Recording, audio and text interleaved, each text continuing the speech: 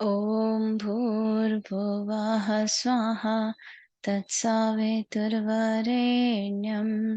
भर्गो देवस्य धीमहि धियो यो नः प्रचोदयात्। ॐ गुरुर्ब्रह्मा गुरुर्विष्णु गुरुरेव महेश्वरा गुरुरेव परब्रह्मा तस्मै श्रीगुर्वे नमः। अखण्डमण्डलाकारं व्याप्तं येन चराचरं तत्पदं दर्शितं येन तस्मै श्रीगुर्वे नमः। मातृवत् लालयित्री च पितृवत् मार्गदर्शिका नमोऽस्तु ते गुरुसत्तायै श्रद्धा प्रज्ञायुता चया। ॐ श्रीगुर्वे नमः। आवाहयामि स्थापयामि ध्यायामि ततो नमस्कारं करोमि। प्रणाम सब। हम लोग परिच्छेद 81 में है, सन्यासी का संसार में किस प्रकार रहना चाहिए इसी के बारे में पढ़ रहे थे। तो इसी में सन्यासी का कठिन व्रत, सन्यासी और लोक शिक्षा। श्री रामकृष्ण गंगा के किनारे वाले गोल बरामदे में बैठे हुए हैं। पास ही विजय, भवनाथ, मास्टर, केदार आदि भक्तगण हैं। श्री रामकृष्ण एक एक बार कह रहे हैं, हाँ कृष्ण चैतन्य। ठाकुर कहते हैं विजय आदि भक्तों से, घर में खूब राम नाम किया गया है। कोई कहता था इसी से खूब रंग जमा है। भवनाथ कहते हैं तिस पर सन्यास की बात। ठाकुर कहते हैं आहा क्या भाव है। यह कहकर ठाकुर ने गौरांग पर एक गाना गाया। गीत के समाप्त होने पर आपने विजय आदि भक्तों से कहा, कीर्तन में बहुत ही अच्छा कहा है। सन्यासी को नारी की ओर नजर भी उठाकर न देखना चाहिए। सन्यासी का धर्म यही है। विजय कहते जी हाँ। फिर ठाकुर कहते सन्यासी को देखकर लोग शिक्षा लेंगे ना, इसलिए इतना कठोर नियम है। सन्यासी को स्त्रियों का चित्र भी ना देखना चाहिए, उसके लिए ऐसा कठोर नियम है। काला बकरा माता की बलि पर चढ़ाया जाता है, परंतु जरा भी कहीं घाव हुआ तो फिर उसकी बलि नहीं दी जाती। स्त्रियों का संग तो करना ही नहीं चाहिए। इतना ही नहीं वरन उनसे बातचीत करना भी सन्यासी के लिए निषिद्ध है। विजय कहते हैं छोटे हरिदास ने एक भक्त स्त्री के साथ बातचीत की थी। चैतन्य देव ने हरिदास का त्याग कर दिया था। अब ठाकुर कह रहे सन्यासी के लिए कामनी कंचन जैसे सुंदरी स्त्री के लिए उसके देह की एक खास बदबू। वह बदबू रही तो सब सौंदर्य ही वृथा है। मारवाड़ी ने मेरे नाम से रुपए लिख देना चाहा, मथुरा ने जमीन लिख देना चाहा, परंतु मैं यह कुछ ला ले सका। सन्यासी के लिए बड़े कठिन नियम है। जब साधु सन्यासी का भेष किया तब उसे ठीक ठीक साधु और सन्यासियों का काम करना चाहिए। थिएटर में देखा नहीं, जो राजा बनता है वह राजा की ही तरह रहता है और जो मंत्री बनता है वह ठीक उसी तरह के आचरण करता है। किसी बहुरूपिया ने त्यागी साधु का स्वांग दिखाया, बिल्कुल साधु बन गया। दर्शकों ने उसे एक तोड़ा रुपया देना चाहा, वह ऊं कहकर चला गया। तोड़ा छुआ तक नहीं, परंतु थोड़ी देर बाद देह और हाथ पैर धोकर अपने कपड़े पहनकर वह आया। कहा क्या दे रहे थे, अब दीजिए। जब साधु बना था तब रुपए नहीं छू सका, अब चार आने भी मिल जाए तो ना छोड़े। परंतु मनुष्य परमहंस की अवस्था में बालक हो जाता है। 5 वर्ष के बालक का स्त्री पुरुष का ज्ञान नहीं होता। फिर भी लोक शिक्षण के लिए परमहंस को सावधान रहना पड़ता है।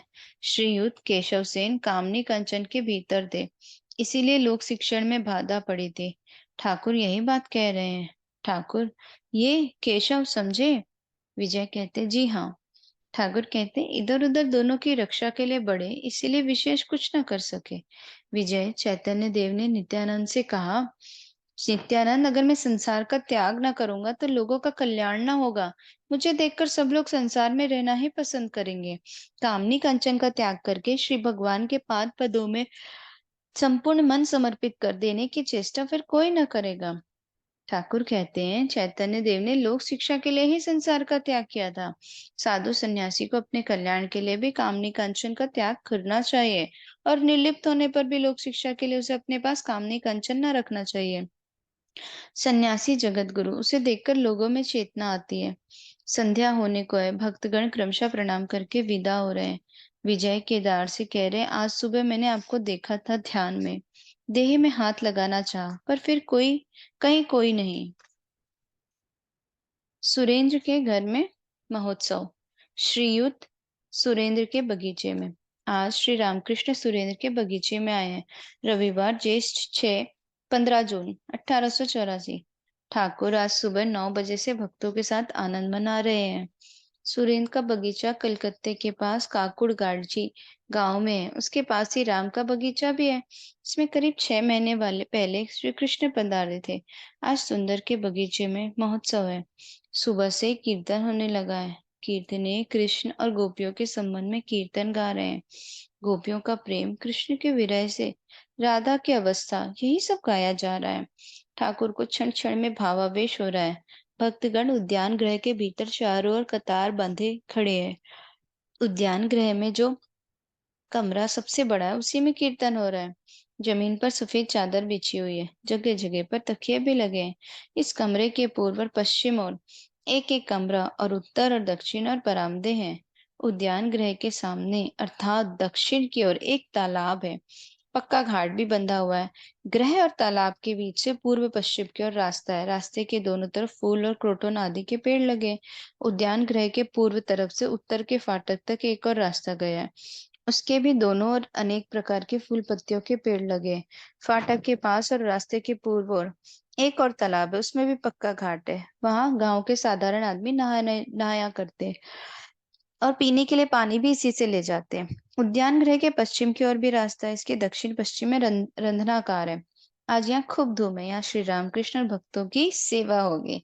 सुरेश और राम प्रत्येक समय सब तरह की देखभाल कर रहे हैं। उद्यान गृह के बरामदे में भी भक्तों का समावेश हुआ है। कोई कोई अकेले, कोई मित्रों के साथ उपरोक्त तालाब के किनारे टहल रहे हैं। कोई कोई बंधे घाट पर जाकर थोड़ी देर के लिए विश्राम कर रहे हैं।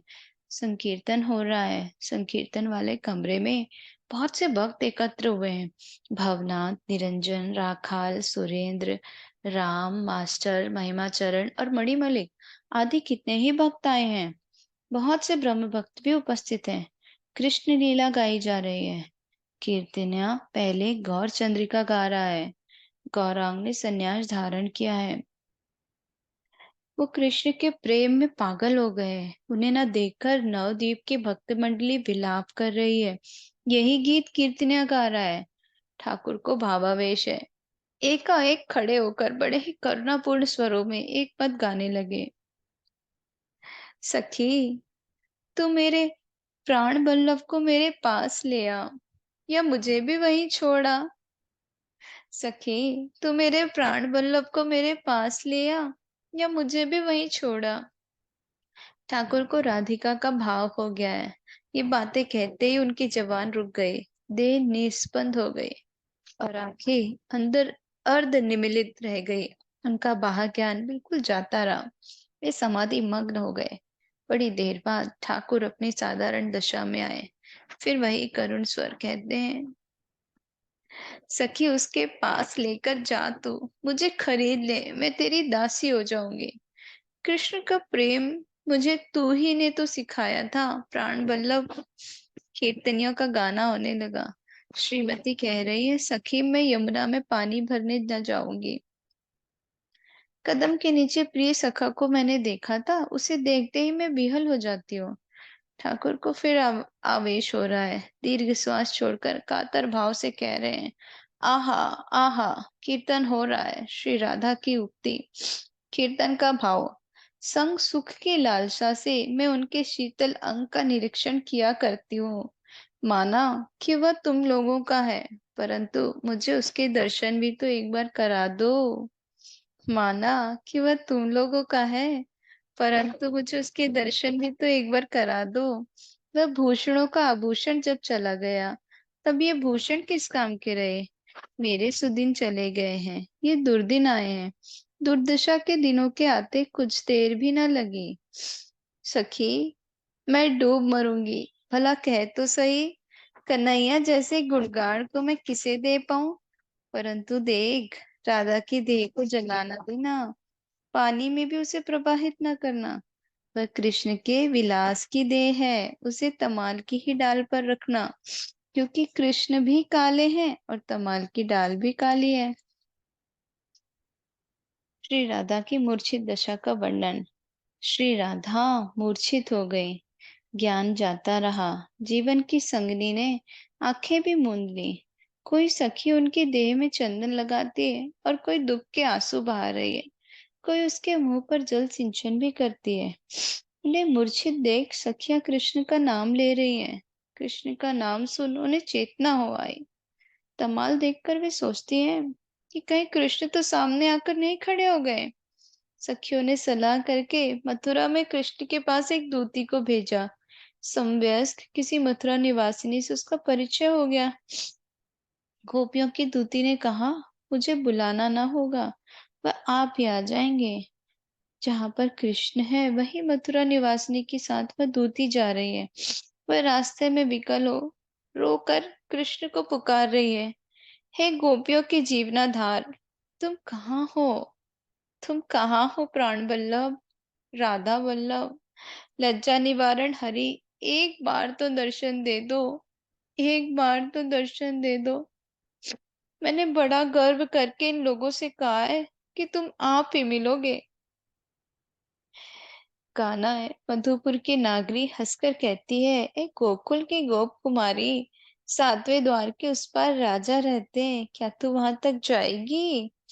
और तू जाएगी भी कैसे?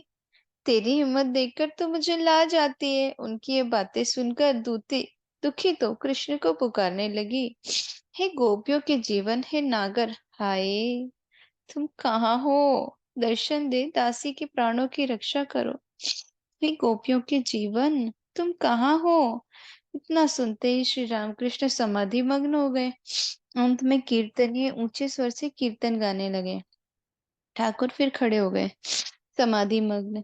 कुछ होश आने पर अस्पष्ट स्वरों में कह रहे हैं, किटन किटन कृष्ण कृष्ण, भाव में भरपूर मग्न है, पूरा नाम उच्चारण नहीं कर सकते।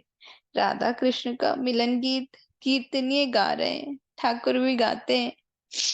राधा खड़ी है अंग झुकाए हुए, श्याम के बाईं ओर मानो तमाल को घेर कर। अब नाम कीर्तन होने लगा। खोल करतार लेकर सब कीर्तने एक साथ गाने लगे। भक्तगण पागल से हो गए। ठाकुर नृत्य कर रहे हैं, उन्हें घेर कर भक्तगण भी आनंद से नाच रहे हैं। सब लोग जय राधे गोविंद कह रहे हैं।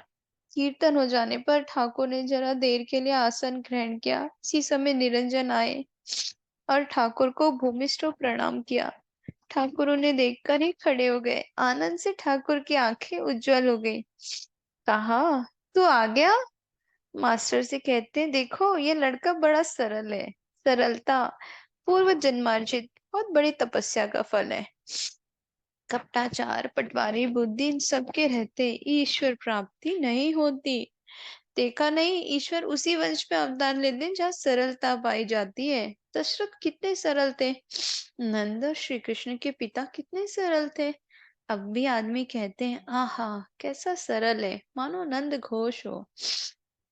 निरंजन से, देख तेरे मुंह पर स्याही आ गई है। तू ऑफिस तू ऑफिस का काम करता है ना, इसीलिए ऑफिस में हिसाब किताब करना पड़ता होगा। और भी कितने तरह के काम होंगे, सब समय सोचना पड़ता होगा। संसारी आदमी जिस तरह नौकरी करते हैं वैसे भी तू भी वैसे ही करता है, परंतु कुछ भेद है। तूने अपनी माँ के लिए नौकरी की है। माँ गुरु है, ब्रह्ममयी की मूर्ति है। अगर बीबी और बच्चों के लिए तू नौकरी करता तो मैं कहता, तुझे धिक्कार है, 100 बार धिक्कार है। फिर मणिमलिक से कहते हैं, देखो ये लड़का बड़ा सरल है, परंतु आजकल कुछ झूठ बोलने लगा है, यही इतना दोष है। उस दिन कहा गया आऊंगा, परंतु फिर नहीं आया। निरंजन से इसी पर राखाल कहता था, एड़े दाव में आकर तूने क्यों नहीं भेंट की? निरंजन बोलता है, मैं एड़े दाव में बस 2 दिनों के लिए आया था। ठाकुर निरंजन से, ये हेडमास्टर है, तुझसे मिलने गए थे, मैंने भेजा था। मास्टर से, क्या उस दिन बाबूराम को मेरे पास तुमने भेजा था? फिर ठाकुर पश्चिम वाले कमरे में 2-4 भक्तों के साथ बातचीत कर रहे हैं। उसी कमरे में कुछ टेबल और कुर्सियां इकट्ठी की हुई रखी थी। ठाकुर टेबल के सहारे खड़े।